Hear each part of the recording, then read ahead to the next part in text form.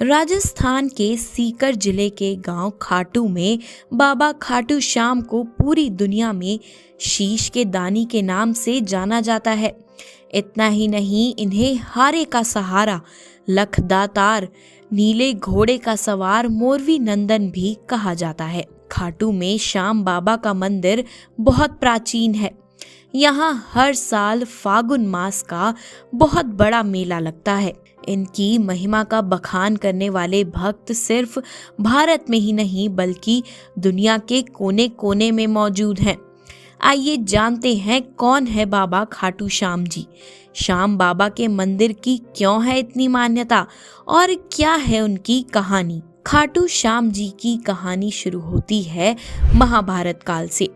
दरअसल बाबा श्याम जो हैं वो पांडु पुत्र भीम के पौत्र और घटोत्कच के पुत्र बर्बरीक हैं और कहा जाता है कि खाटू श्याम जी भगवान कृष्ण के कलयुगी अवतार हैं। बर्बरीक बचपन से ही अत्यधिक वीर एवं बलशाली योद्धा और दुनिया के सर्वश्रेष्ठ धनुर्धर थे। इनके इसी बल कौशल को देखकर अग्निदेव ने उन्हें एक विशिष्ट धनुष दिया और भगवान शिव ने उन्हें वरदान स्वरूप 3 बाण दिए। इस वरदान के कारण बर्बरीक 3 बाणधारी कहे जाने लगे। महाभारत के भयावह युद्ध को देखकर बर्बरीक ने युद्ध का साक्षी बनने की इच्छा प्रकट की। वो अपनी माँ से युद्ध में जाने की अनुमति ले तीनों बाण लेकर युद्ध की ओर नीले घोड़े पर सवार होकर चल पड़े। बर्बरीक के लिए 3 बाण ही काफी थे, जिसके बल पर वो कौरवों और पांडवों की पूरी सेना को समाप्त कर सकते थे। रास्ते में श्री कृष्ण बर्बरीक की परीक्षा लेने के लिए ब्राह्मण वेश में पहुंचे। युद्ध के संबंध में जब पूछा कि तुम किसकी ओर से लड़ना चाहते हो, तब उन्होंने कहा जो कमजोर होगा उसके पक्ष में। भगवान श्री कृष्ण ने कहा कि तुम 3 ही बाणों से सारी सेना को कैसे नष्ट कर सकते हो। तब बर्बरीक ने अपनी वीरता का एक छोटा सा नमूना ही दिखाया। श्री कृष्ण ने कहा कि ये जो वृक्ष है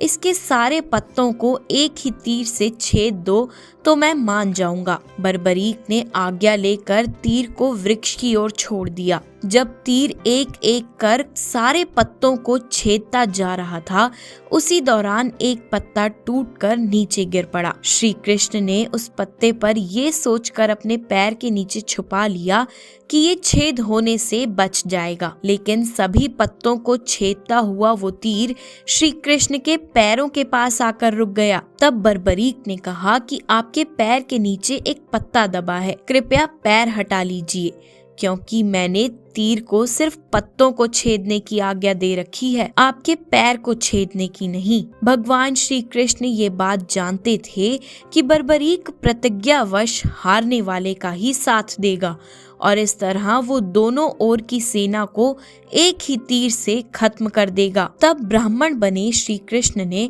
बर्बरीक से कहा कि मैं जो मांगू मिल जाएगा। बर्बरीक ने हाँ कह दिया। उसके बाद श्री कृष्ण ने उनका शीश दान में मांग लिया। बर्बरीक समझ गए कि ये कोई ब्राह्मण नहीं है। उनके इस विचित्र मांग के कारण बर्बरीक ने उनसे उन्हें अपने असली रूप में आने को कहा। तब श्री कृष्ण प्रकट हुए और उन्होंने बर्बरीक को उस युद्ध का सबसे वीर क्षत्रिय व योद्धा बताते हुए उनसे कहा कि युद्ध में सबसे वीर व क्षत्रिय योद्धा को सर्वप्रथम बलि देना अति आवश्यक है। अतः उनके ऐसे वचन सुनकर बर्बरीक ने अपना शीश श्री कृष्ण को दान स्वरूप में दे दिया। तब भगवान श्री कृष्ण ने उनके इस अद्भुत दान को देखकर उन्हें वरदान दिया कि उन्हें संपूर्ण संसार में श्री कृष्ण के नाम श्याम रूप में जाना जाएगा और उनका सुमरन करने से सभी मनोरथ पूरे हो जाएंगे। आज बर्बरीक को खाटू श्याम के नाम से जाना जाता है और पूजा जाता है। जहाँ श्री कृष्ण ने उनका शीश रखा था उस स्थान का नाम खाटू है। बरसों से खाटू श्याम जी के रूप में भगवान श्री कृष्ण अपने भक्तों की समस्त मनोकामनाएं पूर्ण करके उन्हें अनुग्रहित करते आ रहे हैं। फागुन मास में शुक्ल मास के 11वें दिन खाटू बाबा को विराजमान किया गया था। 1720 ईस्वी में मंदिर का पुनर्निर्माण कराया और तब से आज तक उस मंदिर की चमक यथावत है। श्याम कुंड की मान्यता देश विदेश में है। ऐसा माना जाता है कि जो श्रद्धालु इस कुंड में स्नान करता है उसकी हर मनोकामना पूर्ण होती है। दर्शकों, कैसी लगी आपको ये जानकारी, हमें कमेंट्स में ज़रूर बताएं। वीडियो पसंद आई हो तो वीडियो को लाइक करें और सभी के साथ शेयर भी करें। ऐसी और भी जानकारी सुनने के लिए अभी सब्सक्राइब करिए हमारे चैनल को।